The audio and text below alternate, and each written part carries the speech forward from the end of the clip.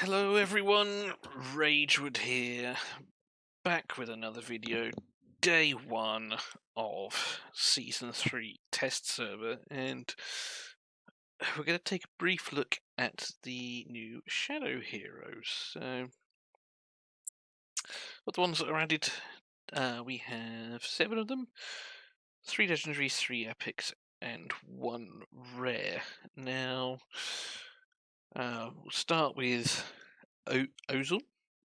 The exclusive hero. He's a 45% captain's aura in arena battles only. Now, what he's got is part of his passive is what every shadow hero has. So, when they deal damage, they grant shadow energy. When there's enough, they can cast their ultimate skill. But what he also has is this host imprint, as you can see on screen. So, for every 50 shadow energy obtained, he gets 1 stack, stacking up to 5 times, and each one increases his crit damage by 10% and his penetration by 5%, which is 50 and 25. Now, he starts off ranged until he casts his ultimate, where he jumps into a demon form melee. His battle skill fires an orb at a target, and the enemies around them, when the hero is in demon form, they take 600% damage. And then his ultimate is he transforms into a demon. When he does this, he becomes a melee character, and he acts quite a bit like Quester and such when he does this, in that he jumps to enemies in range. He gains attack speed up and damage reduction whilst in this form, and his basic attacks splash, dealing that much damage. The untargetable here is a little bit misleading. He is untargetable when he casts it, so like Rippercass and Lewanis, at least is what I've seen briefly. He consumes 10 shadow energy every second he's in demon form and exits when it's done. Next up we have Daphne. Now she is an enabler. Okay, she has 45% in dungeons. Same passive again. Basic attacks, what have you. Increases shadow energy. She can use when she gets to 100, she can use her ultimate. She also, the hero gains an additional 20% shadow energy. Also, if the hero possesses a target when gaining shadow energy, the possessed target gains the same amount. Now, what you'll see when we start the Vortex run is this lady with the other heroes allow Otzel to just stay at his demon form the whole time. So it's a bit like Pacunte in Thunderbolt or Lothair in traditional Poison. Everyone else is essentially there to support him, to support Otzel. Okay. Her battle skill, randomly attacks 3 times, getting 10 shadow energy on each enemy hit. And this skill can be cast while possessing an ally. And then the possess is her ultimate. So she jumps inside an ally. If the exclusive is there, it tends to be him. During which time they deal an area of effect, and they also gain attack up equal to 35% of her attack. And when the possessed target deals damage, 8% of it will be converted into their HP. So again, this is another thing where, again, from the end of the Vortex run, Otzel is one of the last 2 alive. Spoilers, sorry. Partly because of this as well. Then we have Aspalta. Now, Aspalta has attack in all battles. Same again. Dealing damage grants shadow energy. But she also has this Heart of Hate. So at the start of the battle, she gains essentially 50% attack up to all shadow allies. And this decays by 1 or 0.5% every second for 100 seconds. Battle skill, she throws a Shadow Blade at the target, dealing 300% necrotic damage and 200% damage to enemies around the target centered. She gains 10 shadow energy for each enemy hit and gains an additional 200% when casting this for the first time. So, in something like Goblin and things, she should be snowballing pretty fast. Then we come to the epics. Let's start with one that I really like and that I found quite fascinating. That's this Taldi guy. And this is just some sort of random gear I threw on him. We'll come to that in a bit. He has an aura, defense in arena. Same again, dealing damage, and when gaining shadow energy, 30% of the obtained energy goes to another shadow ally. This is really good. And the other really great thing I love about him is he only takes 5 books, so which is 1 there, and then 4 on the ultimate, which I think is fantastic. Cast a spell 3 times, each time grant the hero 20 shadow energy. So just increase, so 60 energy, and then 30% of that, so it's going to be what, like 18, is going to an ally. It's just great. And then this Tide of Shadow strikes enemy 3 times, each granting shadow allies 10 shadow energy. Now at the Vortex run, say, which you'll see in a bit, toward the end, 100% uptime on Witches Remains. Pretty much. Just very good. Now the other ones I haven't really tested, but we'll go over them anyway. So we got Tatoth, Spike Ball. 30% set your trials attack. Whenever an enemy dies, rather, the hero gains 10 shadow energy. So again, something like Goblin could be pretty good.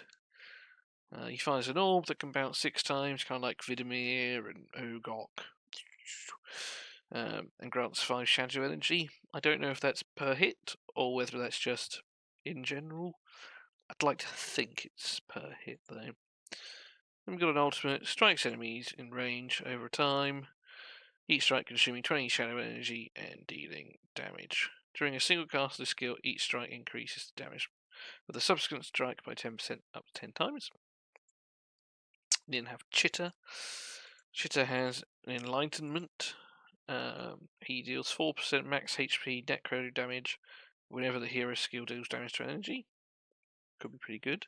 Except for things like Vortex, where I don't think they have massive health. I think it's just over and over. Same thing with defense.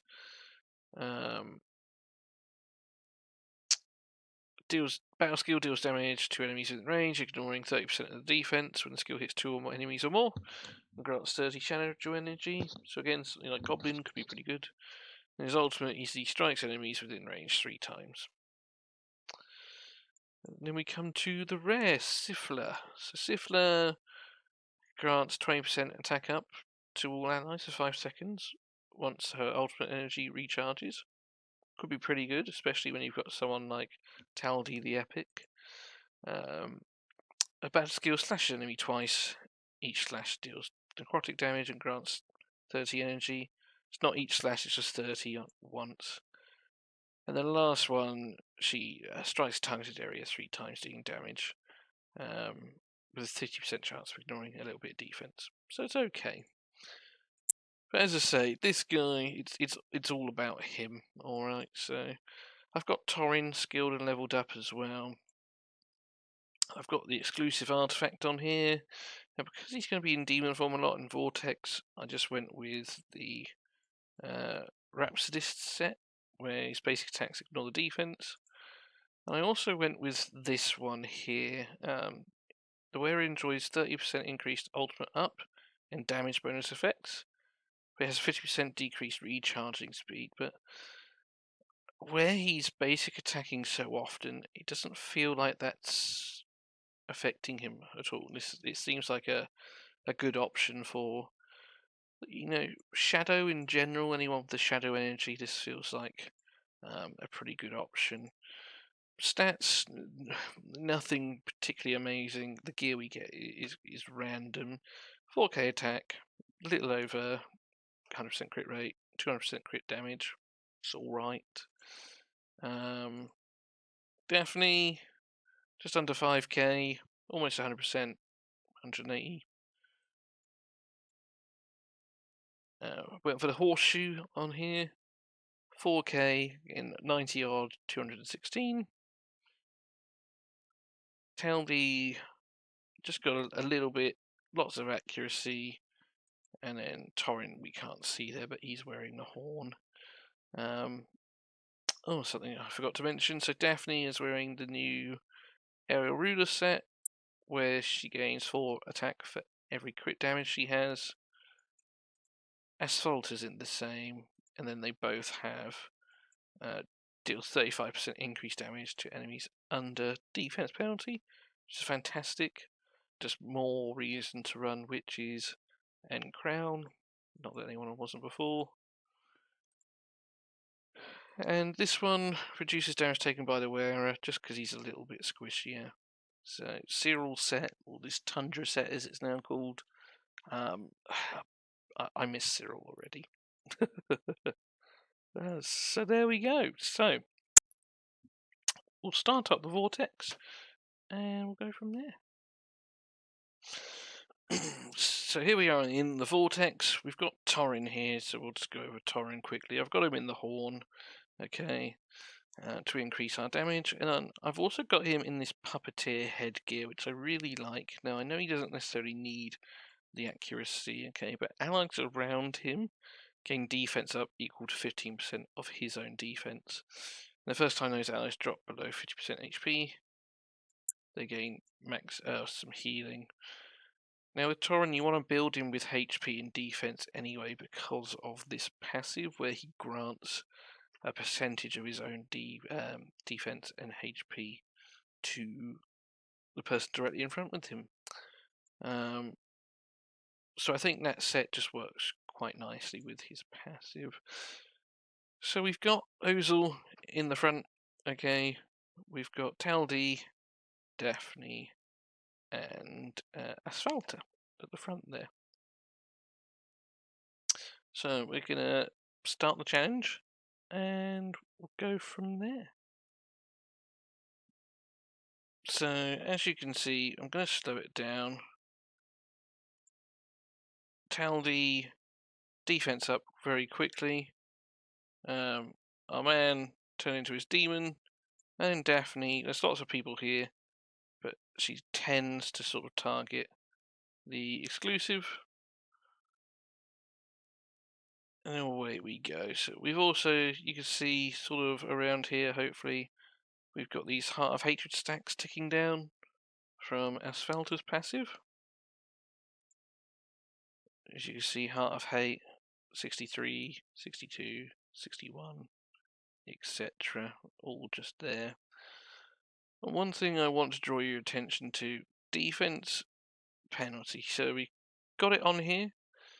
Okay. She's going to go to possession. Wait for this to drop off. Speed it up a little bit now. Taldi will cast it again. Literally just as it drops off. Bang. There you go. How cool is that? 100% uptime on defense penalty, which is great. So yeah, we're going to leave it there. And we'll see how we do at the end.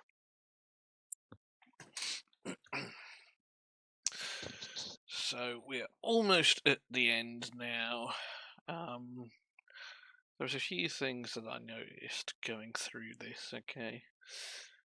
Firstly, Daphne died first. Mainly because when Torrin was doing his healing, she was inside Ozil, the exclusive. I'll put that on 2 times.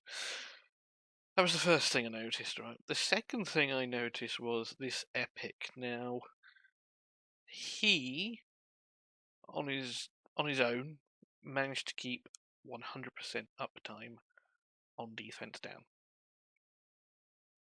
Okay, now, again, I know this is only Vortex level 1, because it's my first time on the test server, etc, etc. Now, whether he'll still be able to do that, I don't know. But I can't see why not, as it were. Like, just the synergy between all of the characters.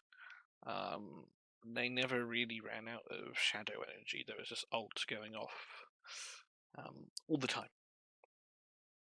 So that brings us to where we are now, 750 stacks. 140 odd million. Again, Vortex 1, so we won't ever get to this stage. But yeah, that is where we are. Just waiting for him to die now. Stop healing yourself. So we'll just call it quits. Just end it here. So now we're going to run Goblin 3, Stage 3, same gear, just to see how sort of everyone gets on. Again, I'm going to slow it down a little bit, just so we can see what's going on. Yeah, my initial thoughts was that Asphalta should probably be getting quite a few stacks in something like this, because she hits a lot of people with her battle skill, which will allow her to do a lot more. Not entirely sure what's bugging up over here. Who are we waiting on to catch up? Very strange.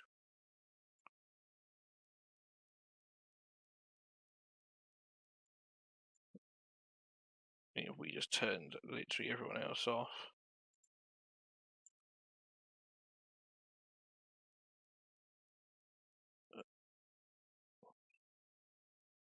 So we wanted to use her battle skill again,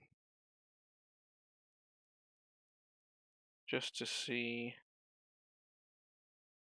There it is. Okay, yes. So power skill generated quite a bit of shadow energy for her there.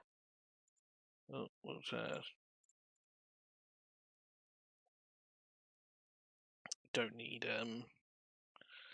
Torrent to heal really in this. That's quite a slow run, just because we were looking at a couple things.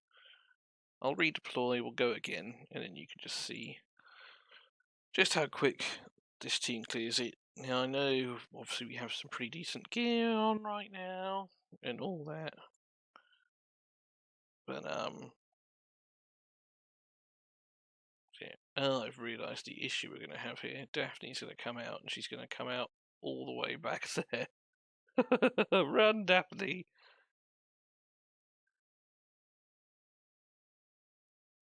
There she is. Okay, don't use Daphne in something like Goblin, because she falls behind. In other dungeons, could be fine. For something like this, probably not. There's our demon friend.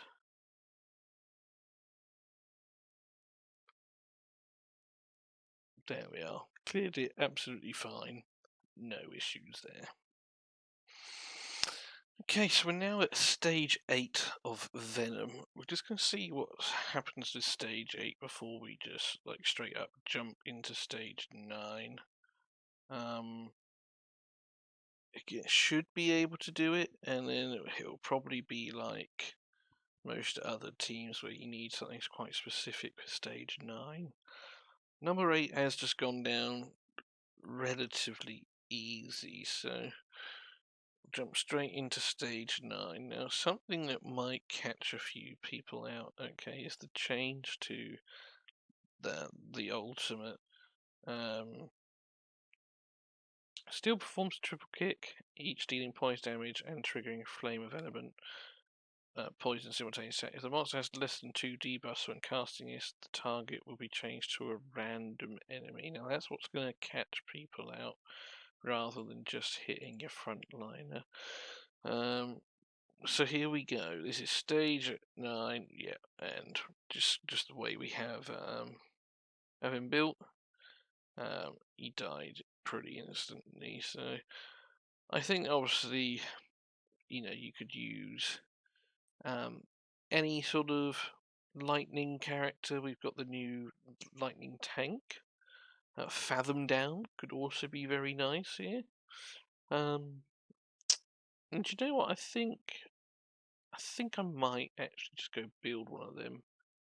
and then we'll come back to this. Just give me 2 ticks, guys. Right, so rather than Fathom Down, we went for this new chick, the Stan Gwen, for a couple of reasons. Now, we've obviously got her in the Blast Jar, and we've gone for the Ancestral Protection set. Just here, 3-piece. This hasn't changed. Alright, so gain a bit of damage reduction, and in here, I know that this doesn't really do anything for him. It just had HP percent with some nice rolls. So. Now, why have I chosen her? So, if you're part of the problem that I had doing Venom 9 in Season 2 was my tank dying, okay? I don't have Garius, so that didn't work for me either. Now you can, of course, try maybe an Ardreth and Garius if you've got them. Ardreth on her own might be able to do it. But I chose her specifically because of this, okay? The fact she gains invincibility for 3 seconds and gains a shield afterwards. I think it's really nice. 4.9 seconds, so that, you know, she might survive on the first sort of harpy sort of smack, essentially. I used Urion as my tank for my first Venom clear in Season 2. Just because of his passive, where it was the same thing. If he died, became invincible, healed up, took damage reduction, that kind of thing. So I'm going to give this a go. The other change we've made is we've taken that Taldi out and put a Spalter as our witch's remains. So let's give it a go and see what happens this time. So she's got her. There you go. That was nice. So she got her invincibility up. Such a cool animation. So she'll get a shield afterwards, and then at this point we get our heal, and she does her ultimate, which grants defense up. So actually a really good. I thought possibly it was only going to be an arena tank, but she seems okay. Daphne's going to hide away inside the demon guy, and there we go, stage 9. Nice and quick with Shadow and our lightning tank. 33 seconds. I did do it in 22. This is a test run before this. We'll do it one more time just to see if we can get that 22-second clear once again. Part of me thinks we won't be able to, but you know, also never say never. Not getting the defense down kind of sucks.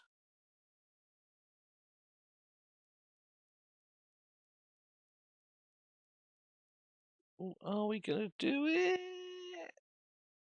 Ooh, I think that was 23. Oh no, 22 seconds. There we are. So there you go. Venom down. So we have left Venom. We're back in. I say back in. We have come to Curse now. We've swapped out Statuem for Fathom Down in a hope that he will land his attack penalty at some point. Still got the blaster on them. Just swapped a couple of the defensive pieces. Just to give it a bit more accuracy. Such a cool animation. Oh yeah, and the what you call it? The fact that there's only one target means that it all goes on the boss. The ultimate down stuff. How cool's that? And there we go. That is a Venom clear. Best, not Venom, Curse clear. Best time. We will just do this once more and make sure Daphne jumps into Ozil. There's the defense down. There's our demon. Here's the possession. And Fathom Down comes in shortly after. Pow. Yeah, look at that ultimate gauge, like just slowly crawling up. Yeah, so Asphalt just dies regardless of what we do, it seems, in this one instance. So, yeah, there we are. Slight change in team. But faster result that time as well. Rot. Do we try Rot? I don't think I'm going to do Rot. I think I really need like a Galende to clean the debuffs and things like that. But we'll try Heretical Ruins and we'll give Ancient Battlefield a go perhaps. And yeah, we'll see how we do there. Alright guys, we managed to climb our way back up Heretical Ruins. Had to start level 1, hence the gap. And we had to do that for all the dungeons as well, so this one's been a little bit jumpy. But we are here now. So level 9, getting same gear that's been on all of them this whole time. But whilst this has been a Shadow Hero highlight, I've actually just discovered how bonkers Fathom Down is. Like, it is crazy how good this guy is. At least it appears. Like, you've just seen on the boss 23 seconds. When he ults, because it's just the boss, we're keeping that ult down. Like, he's so good. Like, we'll run it one more time. 23 seconds. We might not get the death down on the boss. If we don't, it'd be kind of sucky, but there we did. There we are. Daphne's going to possess him. And then wait for it for Fathom Down. Spin a 12. Just that gauge just doesn't move. And all I've done really is put him in defense. He's just crazy good. Crazy good for a tank as well. I really like him. I think Fire Radiant is obviously going to be the best elemental pairing. I don't think there's any doubt about that, but you know, there's something to be said about this slot. Yeah, there we are. So, something else. I tried Ancient Battlefield. I'll pause it and I'll show you why. Just the whole resistance thing. Essentially, I haven't built the team to do that as it stands, but we'll jump into it anyway. I'll just show you what it looks like. So here we are, Ancient Battlefield. All right, so yeah, it's hard. We all know that. There's no secret that it's a difficult fight. We do okay. We do okay, but yeah, we just die. But you know, this is a team that I've just sort of thrown together just to see how things work. Can do stage 8 just fine, but stage 9 it struggles with a little bit of tuning though. I do think it could do this as well, you know, with actual timing and things like that. Now, the thing that I think has changed and made it as hard as it is I don't remember this indomitable form. For whatever reason,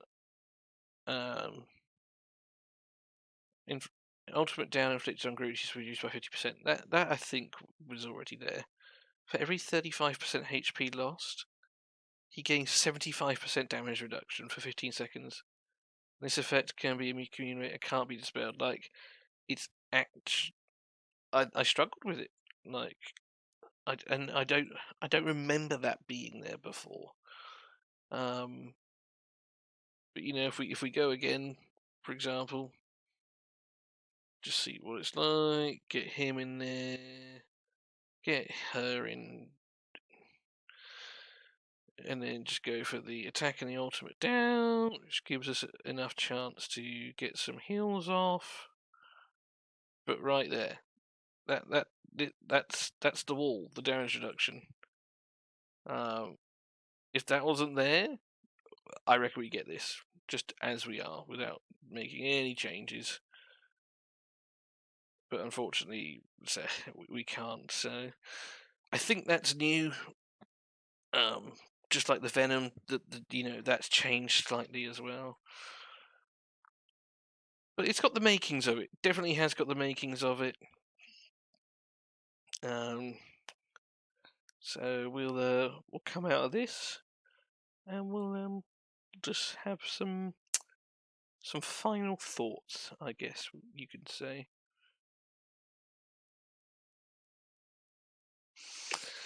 So there you have it, folks. So that was a brief little shadow showcase today. Final thoughts, as it were. Now I know we really kind of focused on the 3 legendaries here, and we had a little bit of Taldi as well. In a way, they feel a little bit like Lothar for Poison and Thunderbolt with Pacunte, as I mentioned earlier. A lot of it seems to run through him. That's not to say that these guys aren't great. Like I think Chitters is very good with sort of his max HP damage, but it just feels like if you don't have Otsul, then you're gonna struggle a lot. But with that being said, I think Necrosis has got some love. With these heroes. The only thing I would say perhaps is, as you notice as I click through all of these, where is our attack down? Where is like our defense up? Do you know what I mean? You can use. Okay, if we just come out of this and we just go to Necrosis in general, yes, we've got our Ripicus, we've got our Deverix, we've got our Gulens sort of thing. So do you need them? Maybe not. But it would have been nice for one of them to have some sort of other utility, I guess you could say. But overall, sort of very, very happy. At least for me, they can clear most of the content. Ancient Battlefield, I think we're all going to struggle on as it is anyway. And I think Lightning Necrosis could be alright with the right heroes. I guess this has sort of also been a Stangrem, but also a Fathom Down showcase as well. This guy being a little bit bonkers.